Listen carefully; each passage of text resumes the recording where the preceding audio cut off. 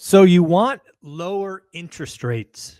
Perhaps you're President Trump and you want Mr. Late to start cutting the Fed funds rate. Well, folks, some of the Fed members are starting to talk after the latest Fed meeting, and some of them are highlighting not only could not have rate cuts, the next move in the Fed funds rate actually might be higher. Did anybody out there have higher interest rates on their bingo card in 2025? If you want to know what I'm talking about, Fed President Cook indicates that a less productive economy could require higher interest rates to control inflation. Now, again, this is coulds and maybes and all of those things, but I do think it's fair to say that the next Fed move may not be lower. I know lots of people out there have been hoping, having hopium and praying and this, that, and the other. But given what is going on in the economy with tariffs, given the unknown nature of reciprocal and retaliation and all of those things, we need to understand that it is possible. It is a non-zero chance that the next rate move is higher, not lower. Now, what does this mean for all of us on this channel? It just means that if you're doing a deal, you're out there hunting the deal of the decade, the deal of a lifetime, please protect yourself. Make sure the deal cash flows, it works, you are happy with it at the prevailing interest rate. I have said for a long time, and I believe with every fiber of my body, I don't care if rates are 10%. In fact, part of me, in all honesty, wishes interest rates were 10%. Do you want to see demand crater crash? Do you want to see supply increase? Do you want to see motivated sellers raise their hand? Higher rates will do all of the above. So again, folks, let's just not forget that I know the media is talking about rate cuts. When will we get it? Is it June? Is it July? Is it 2026? Just remember, the next move might be up, not down, according to Fed President Cook. Well, folks, as you see on the bottom of the screen, it is Mother's Day.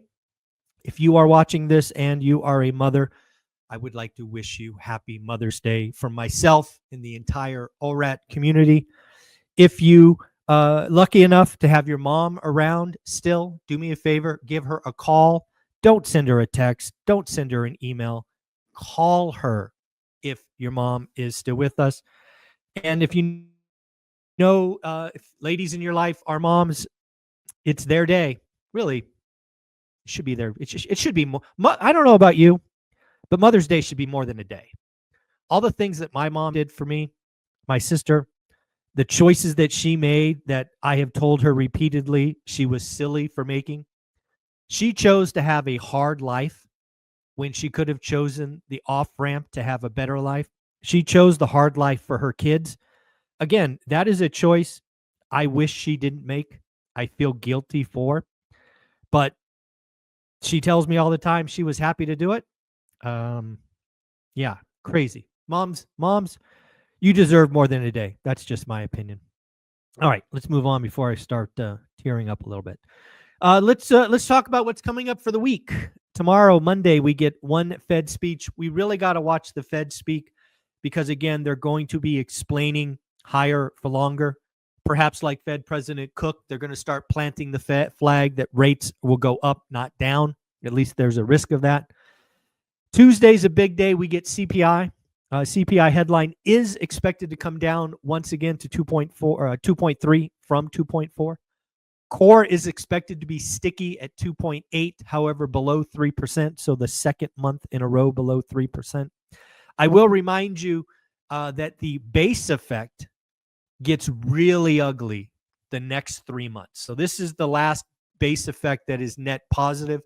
The next 3 months, I'll say it right now. The next 3 months has a real risk of inflation to be going up, right? The base effect is essentially zero. And I think 1 month it's negative for the next three. So be very careful. On Wednesday, we have three Fed speeches. Again, pay attention. Thursday, we get weekly claims, 2 Fed speeches, retail sales. Retail sales will be interesting because, again, I think it's going to be a dirty number. I think it'll look on the surface like the consumer is spending. But in reality, I think it's the last month of us buying ahead of time, right? Buying what was it? April 9th, I think, is when these went into effect. So we shall see. We'll also get PPI, the second of 3 inflation readings, and home builder confidence. How could they be confident in this market? Friday, we'll get housing starts and consumer sentiment. Consumer sentiment will be interesting. Actually, you know what? I think consumer sentiment might be the most important number because this will be, yes, a soft number, not a hard number. It'll be a sentiment number, so soft. But it'll be the first number that I can think of that will capture the tariffs. Right, because they got announced on the 2nd. Yeah, consumer sentiment this Friday is going to be an interesting number to look at. Folks, if you are a part of our school community, I know it's Mother's Day, but my mom sleeps in, so I'll be calling her later. So I still will be going live at 8 a.m. I hope to see you there. Happy to take any and all questions on any and all topics. That's what we do. If it's lightly attended, no harm, no foul. We'll just end early. But I will be going live in about 24 or so minutes. The first Chinese freight ships are arriving in Southern California, LA, and Long Beach with the 145% tariff. So we are going to start to see the impact of the tariffs starting last week. Actually, I think Friday was when the first ship landed.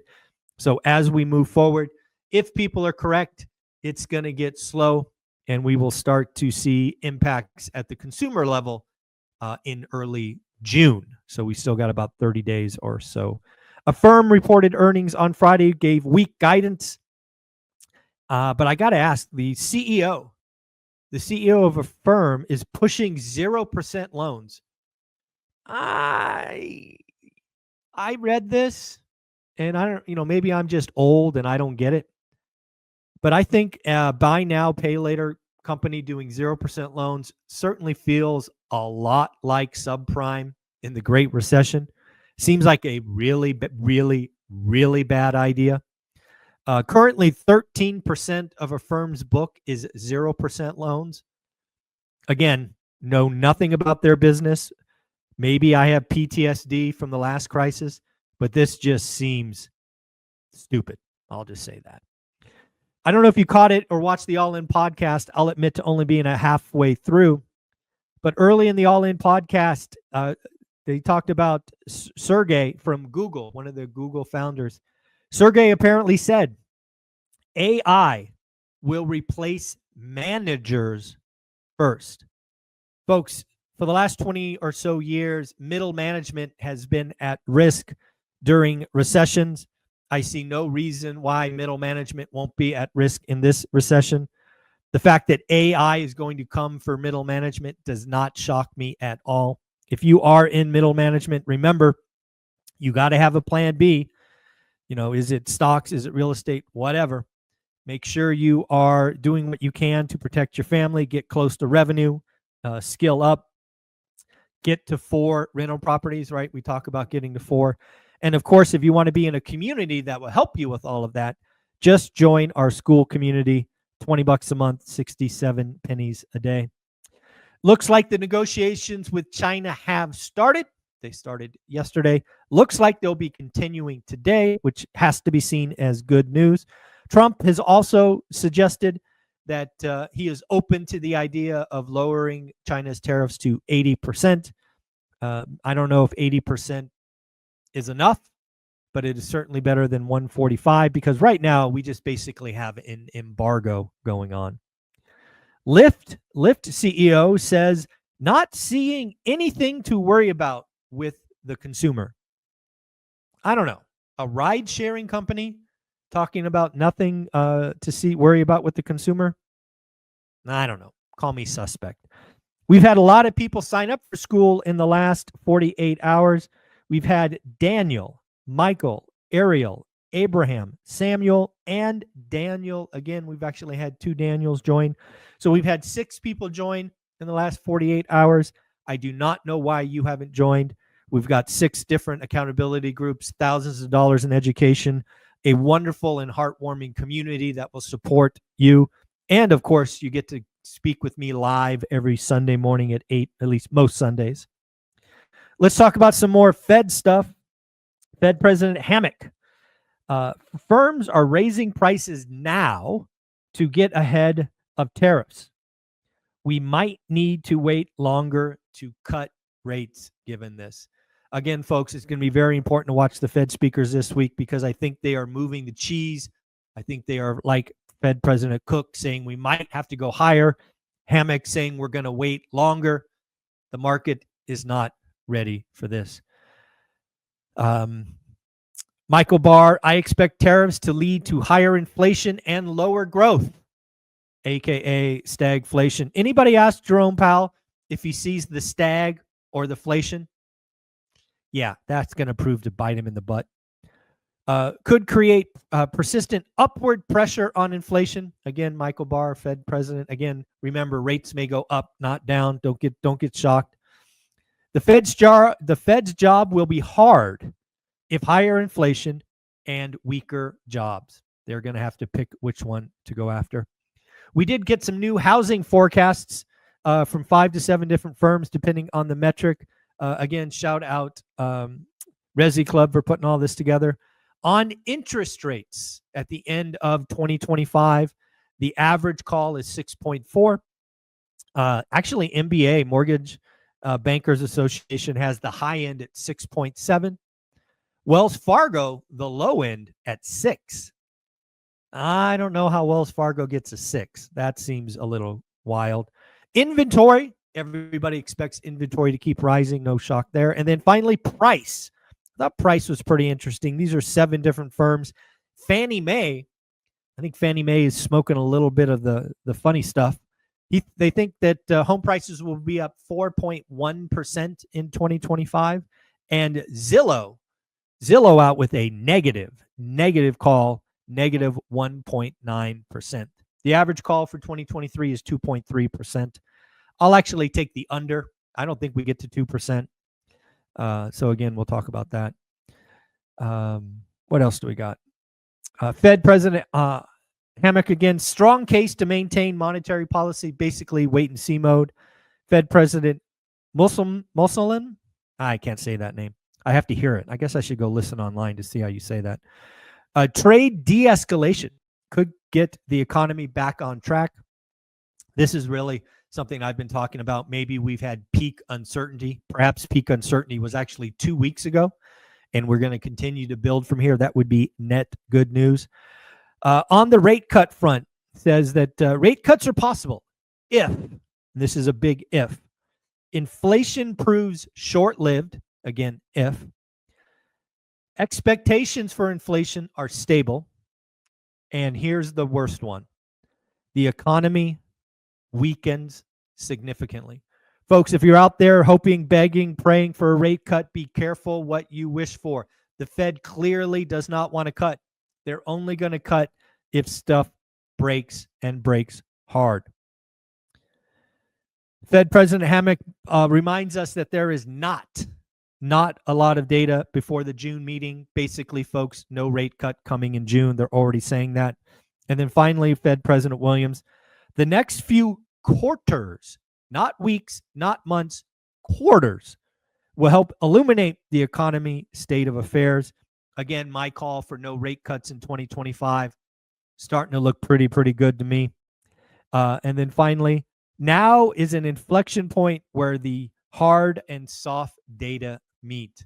Again, folks, as I talked earlier, I think consumer sentiment on Friday might be the first indication of soft data on the tariffs impact. So I'm going to call Friday the most important day of the most important economic data of the week. Folks, I hope you enjoyed this. Let's not forget that Steadily is landlord insurance. They are only focused on landlords. If you have a policy and you just want to compare, give them a shot. The link's in the description below. If you are new to investing and you just want to build out your buy box and your spreadsheet, put in one of your properties into Steadily just so you know what insurance costs, so you are not surprised and not guessing. They can't help everyone. They don't cover the entire United States, but they are getting bigger and stronger. They just closed a $30 million round with the sole goal of covering more and more of the country. So give them a shot. Steadily Insurance, link in the description. Take care. We will talk to you tomorrow at 7:30 a.m. See you there. Bye.